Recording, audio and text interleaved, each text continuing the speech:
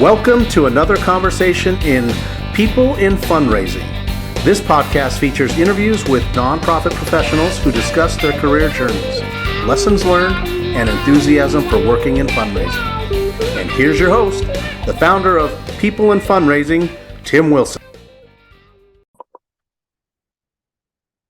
Hello, everyone, and welcome to another conversation in the People in Fundraising nonprofit webcast series. And today I am really excited and grateful to have Robby West joining our podcast. Hello, Robby. Hey, Tim. Good to be here. Thank you. It's good to see you again. We knew each other from NEDRA back in New England. Oh, yeah. And it's just nice to be reconnected. So thank you for your time today. Well, thanks for reaching out. It's a real pleasure to be on. Excellent. Robby is the Senior Associate Director of Analytics in the Division of Philanthropy at the Dana-Farber Cancer Institute in Greater Boston. And for those of you in New England, you know Dana-Farber from the Jimmy Fund, that decades-long effort to raise money for cancer awareness and initiatives for children. You see it with the Red Sox and such. So I want to hear from Robby what that experience has been like working at Dana-Farber.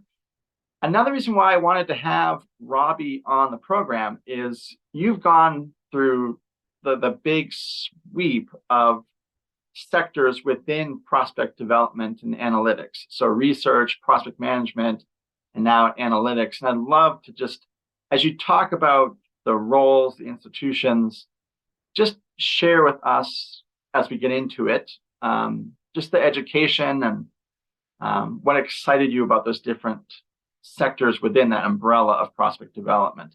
But before we do that, Robby, I'd love to just open it up with you telling us how you entered the nonprofit profession, please. Oh, man. It's kind of a long story. I like many folks in the industry, were fortunate enough to graduate college into a pretty decent recession between 2008 and 2010. And so when I was in college at the University of New Hampshire, I was studying outdoor and experiential education with a fantastic department there. And one of the things that we did for our degree program was an internship. We were required to do that. And so I was fortunate enough to get an internship at a small boarding school in northern New Hampshire, where I was doing standard operating procedure, policy development for their outdoors program. And so I was, for about 4 months, pretty intensively involved in this community. And then when an opportunity in the admissions department opened up, I jumped because it was 2010. I was graduating college. And in addition to the admission portion of my work, I also got to be a dorm parent, and I got to coach sports that I was into. And when I say sports, specifically rock climbing and whitewater kayaking. It was a very kind of outdoorsy school north of Franconia Notch. Awesome. Fantastic little boarding school up there. So yeah, I got to sort of learn the admissions portion where I was pretty comfortable working with the students, and I was pretty comfortable with the sports aspect of everything. But yeah, I got to get into admissions, which was it was an education. I was on the road a decent amount, going to all sorts of feeder schools for boarding school fairs. I did a ton of interviewing, lots of logistics organizations for on-campus tours and everything like that. And then about 3 years later, after I had really enjoyed my time there, my wife got into a nurse practitioner program down in Southern Connecticut. And so I was casting about. I was like, all right, we're moving because she's entering. We had just gotten married 5 months before. We're like, okay, we're going. We're moving down to Southern Connecticut, which is not, frankly, my cup of tea. Born and raised in New Hampshire. And we were specifically around the New Haven area. So I applied for probably 25 or 30 jobs within that kind of striking distance. Yeah. And I was fortunate enough to get a call. I was inspired when I saw a position for a prospect research analyst at Wesleyan, because intuitively, I sort of understood that should exist for larger institutions. But coming from such a small, the boarding school I was at was a not-for-profit. We had a fundraising operation, but it was like a one-person shop. Yeah. And so I intuitively understood what that role would do, and it really did pique my interest. So I applied and was fortunate enough to get, nice catch. I was fortunate enough to get an interview, and yeah, the rest, as they say, is history. As far as how I got into the field. Yeah, and I really enjoyed my time at Wesleyan. It's a pretty fantastic institution from an individual prospect research perspective, because it graduates so many very interesting and high profile people. So I get to do lots of research on Lin-Manuel Miranda and a bunch of folks who work in Hollywood, a bunch of musicians, just like very interesting. So cool.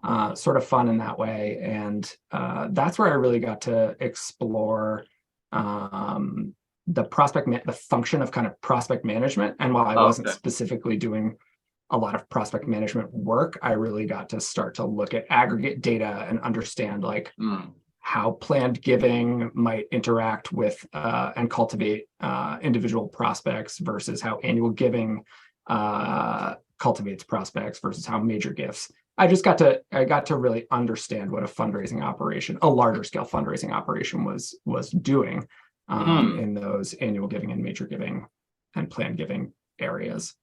Yeah. Yeah. And then from there, it was on to UNH. My wife finished her nurse practitioner program, and a position opened up under the fundraising operation at UNH, which is where I went. So it was a pretty easy move to make. What was it like to work? I don't know what else I can tell you about that. I mean, I can kind of keep going on that for days. It's been well over a decade at this point. What was it like to work for your bumping alma along? Yeah. Oh, I can't hear you. Uh-oh. Are you muted or am I muted? Sorry. I can hear you now. Sorry about that. If I've been rambling for like 10 minutes. No, that's fine. I could not hear you at all. Oh, okay. No worries.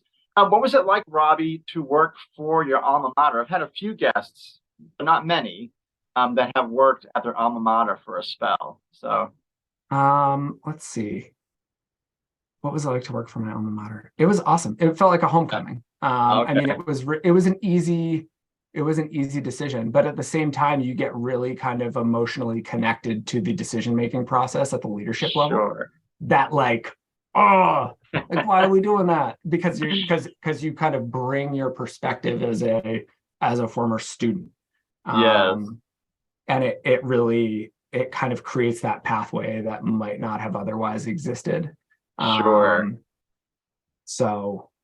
But it was a fantastic experience. It was great to be able to be a part of the success, and to, I was being compensated obviously as an employee, but being able to sort of learn and grow with the fundraising operation was really great. Because in my time there, it expanded. I wouldn't say exponentially, but it grew considerably in size and scope. Okay. So, which is not obviously due to me, but it was interesting to be a part of that. Sure. And was it during a campaign or coming out of a campaign? Yeah, so we were coming out of and then going into a campaign. Yeah. So I got sort of the tail end of a campaign, a 2-year sort of quiet / planning phase for the next campaign, and then the beginning of a subsequent campaign. Yeah, so I was there for how long was I there? About 6 years. Oh, wow. Okay. Yeah. All right. So. And then how did you get from UNH to Dana-Farber? It was Dana-Farber has an incredibly effective recruiting team. I got some outreach from a member of the recruiting team there, who was incredibly communicative and easy to work with. And,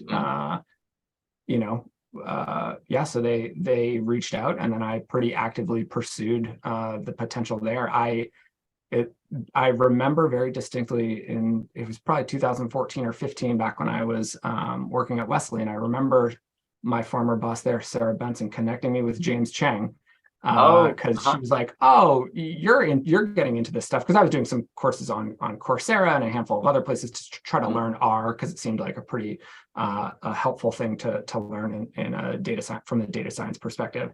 And she's like, oh, you should talk to James Cheng. And so then when I got to know James pretty well over the years from serving on committees with NEDRA and so on and so forth. But then when they reached out to me, I was like, you want me to fill James's old position?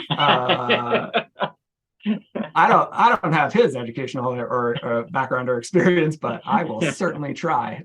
Yes. So that's sort of how I ended up there. I like many folks, especially in the New England area, have a very personal connection to Dana-Farber.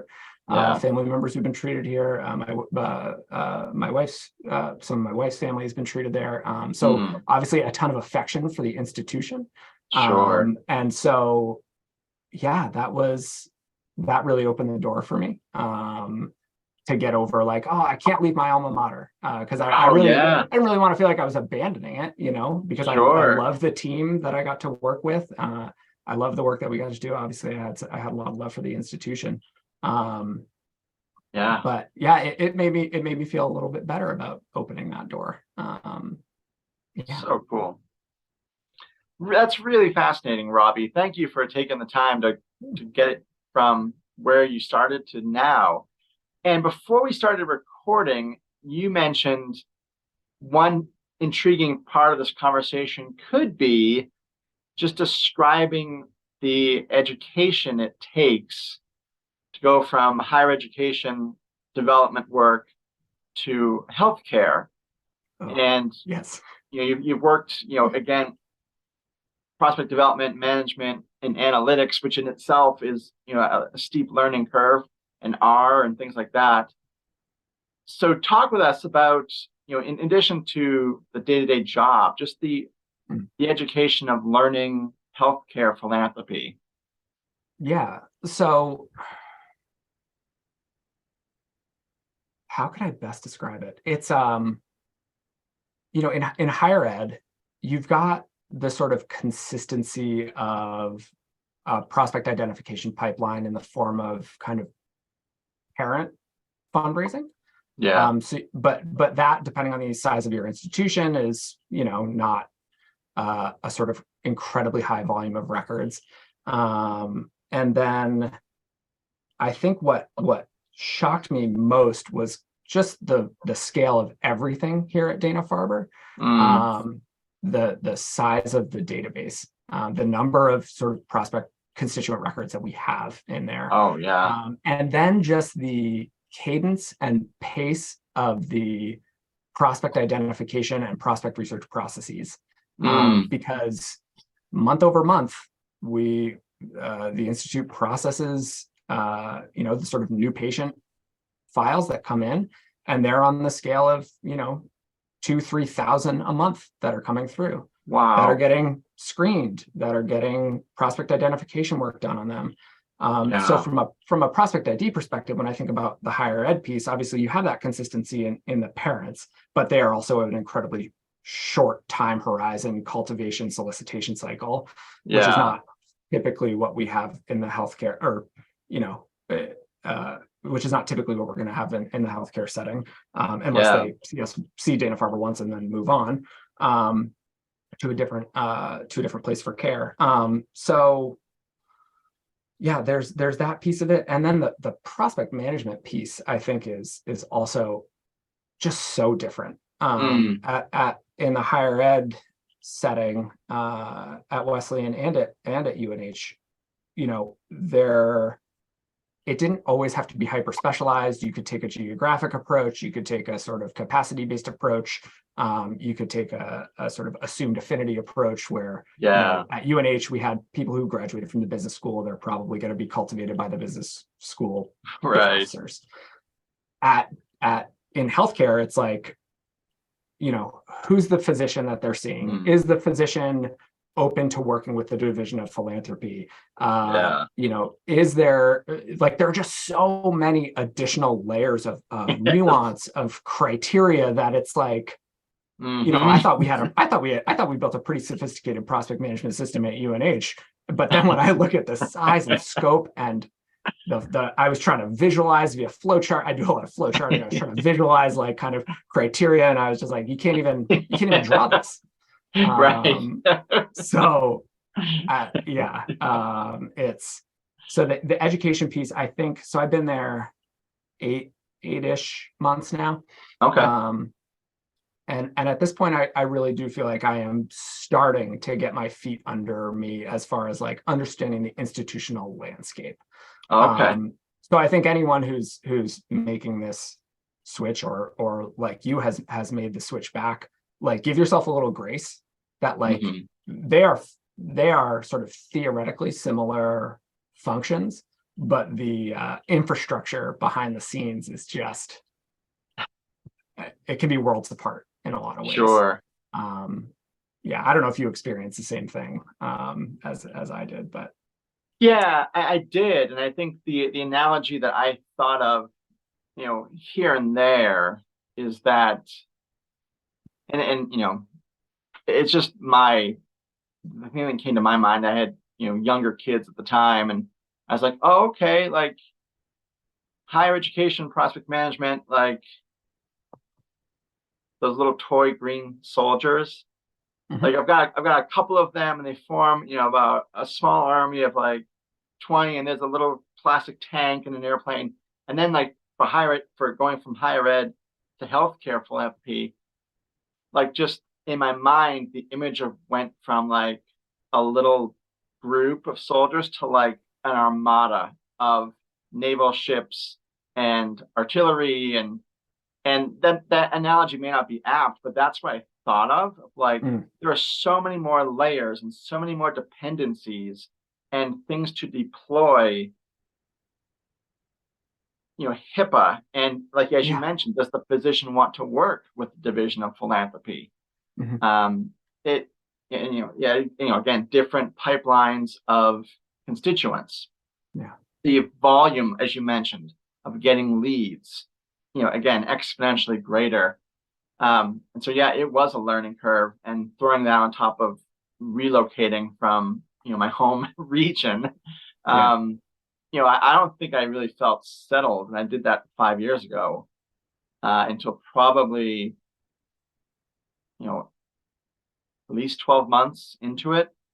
And maybe more, and then the pandemic started soon after that. So right.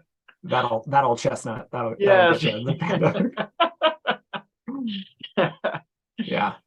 So that's how I thought of it from myself. Like there is so many more resources, and the scope just was exponentially larger, as you mentioned as well. Yeah. I think the other thing that I'd say is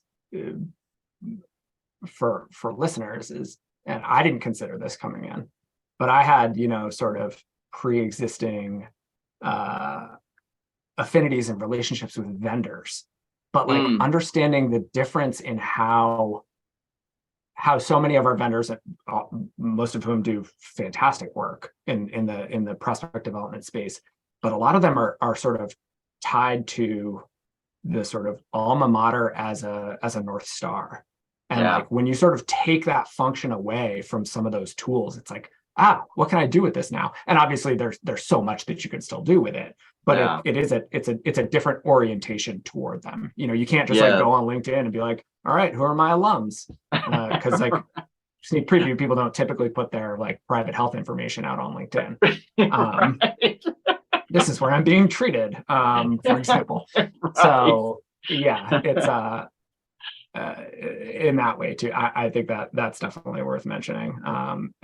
Like I said, I think there are a lot of vendors who do a fantastic job. A lot of our vendors do a fantastic job in the space, but it's a different animal. So fascinating. And so you've been there, you mentioned, for just under a year. I know that Dana-Farber Cancer Institute has embarked on a $2 billion Defy Cancer campaign. So if you can share with us for like, a minute or two, Robby, what that's been like, in addition to like the overall learning of healthcare philanthropy versus higher ed. You mentioned coming into UNH, at the tail end of their last campaign, wrapping up for the next one. Now at Dana-Farber, what's that been like for you in terms of the onboarding and getting your feet under you? Yeah, it's been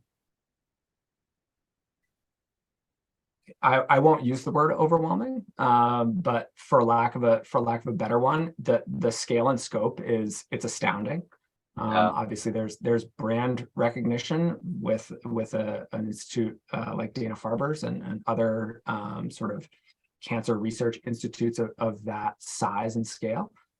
So seeing the volume of gifts come in, seeing the sort of daily, weekly gift reports that come through, it's been all I can to like really start to try to understand, what's our Pareto principle, like where are our 20% of donors who are accounting for 80% of our gifts, and how can we kind of better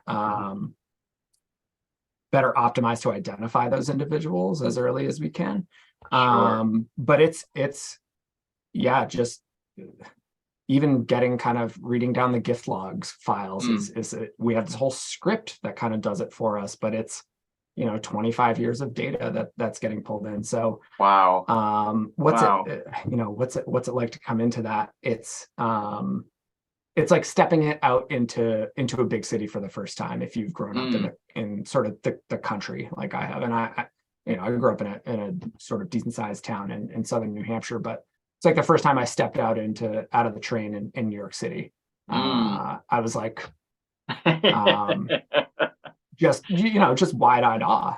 Sure. About all the infrastructure that it takes to maintain an operation like that. And all of the opportunities that opens up, which is interesting to explore. I don't know if that answers your question. That does.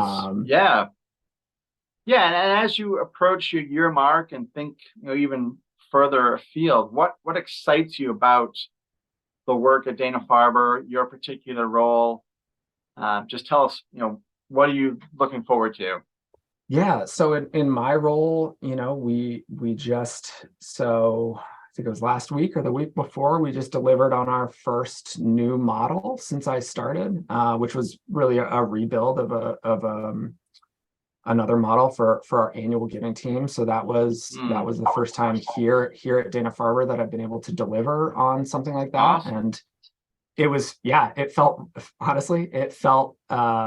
absolutely amazing. All credit to Connor on my team. He's an analyst in our sort of analytics function. He's been an incredible partner to me. The annual giving team has been an incredible partner in sort of defining our target variable. But it was, again, everything is the scale of 10 to 20 of what I'm used to. So I can't even open the donor file in Excel. Everything is I do everything in R. And so we were able to deliver on what I think is a pretty solid annual giving model. So I'm really excited to do more of that. It was certainly something I didn't get to practice a lot at UNH, at least delivering something that is then like put into the database and incorporated into SQL scripts for different reports for different teams, like displayed on outputs. It was a lot of stuff that we would sort of work on and deliver internally. So that felt really good. I'm really, like I said, excited to do more of that, identify opportunities to do that, especially with our like plan giving team, seems to me to have great potential. And a lot of it is the work that James Cheng and Lindsay Brown, who've both held this position previously, have done. I'm in a lot of ways standing on their shoulders, because they have done this work. They've created models like this, different methodologies, different programming languages, et cetera. But I'm just so excited to get to do a little bit more of that. And I'm particularly excited to do some text modeling. So, because of the sort of volume of donors that we get coming through our online platform, we try to kind of tag these individual records manually to say, like, if I'm a donor to the Jimmy Fund and I go online and I make a gift, I can say, like, this is why I'm giving. And people will say things that identify them as having like a family history of cancer. And that's something that if we go in and manually read that, we can then tag that record in Clearview in our database. But the volume obviously is so large that we're probably not going to be able to read any one of those. So I'm trying Sure. to generate some buy-in to like do a little bit of modeling on that. So there's a lot of sort of language processing models that we could leverage to try to identify those people automatically, and not Holy necessarily cow. tag them, but like put them up for Yeah. review. So that could be helpful just to make sure we're trying to kind of capture a more complete picture of the prospect or constituent as they are entering the system. That's fascinating. So Wow. that's exciting. Yeah. Yeah.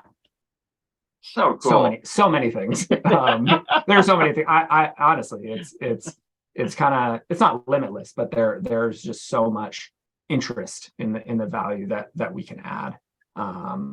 I'm also particularly interested, or that we can continue to add. I'm particularly interested in a project that we have going on with the IRS master files for 990s as well. So we're working to match and append a bunch of information that we've been able to pull from the master files that they provide. So I'm excited to deliver on that too for our foundation relations team. I think it could be potentially helpful for them in prioritizing the foundation records that we have in the system. So cool. So cool. Robby, you talked about just now corporations and foundations. You mentioned earlier you see a lot of potential with planned giving. In terms of your team structure, you mentioned Connor. Are there other people on your team? How big is the analytics itself team and the development? Development? Analytics is Connor and I. And then additionally, we have our client services team, which is so there are 4, one of whom focuses specifically on corporate and foundation relations.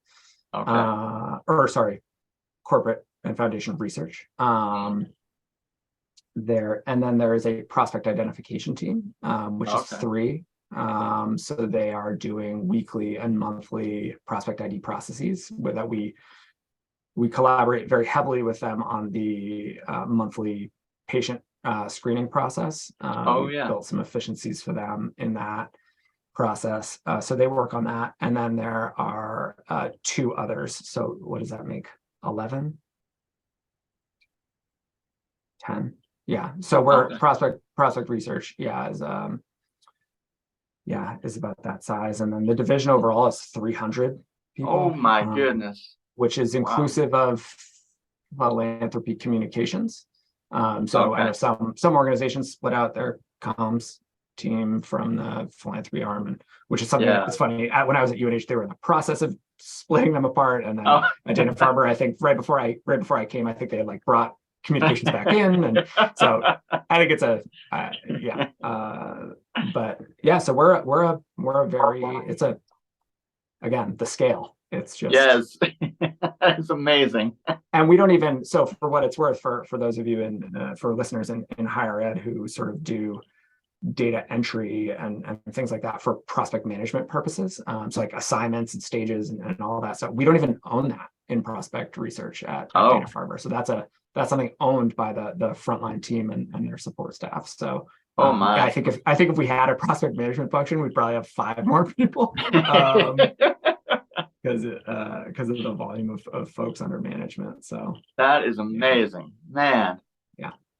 Yeah. So I'm just imagining on top of the healthcare landscape and working remote and learning the coding and such, you're now trying to interface at times throughout your tenure here with upwards of 300 people. And just learning the functions, who sits on which team, and the overlaps, and how they connect. That is a tremendous seminar of learning. I'll be honest. I almost every day we have an org chart visualization software that we have for Division of Philanthropy. I refer to it daily. I'm like, okay, wait, who's their AVP? Who's their senior management group member? Like, where are you from? Which is fantastic. I mean, like, there's an acknowledgement that the operation's huge here, and they do everything that they can to like make information available and make it sort of easy to navigate, which is all credit to the Institute and the priority that they put on that, because it is it's nothing like I've ever experienced Sure. professionally. So Yeah, that's interesting. Well, Robby, we have about 5 minutes left. We've been chatting for a half hour. Just want to be mindful of your time.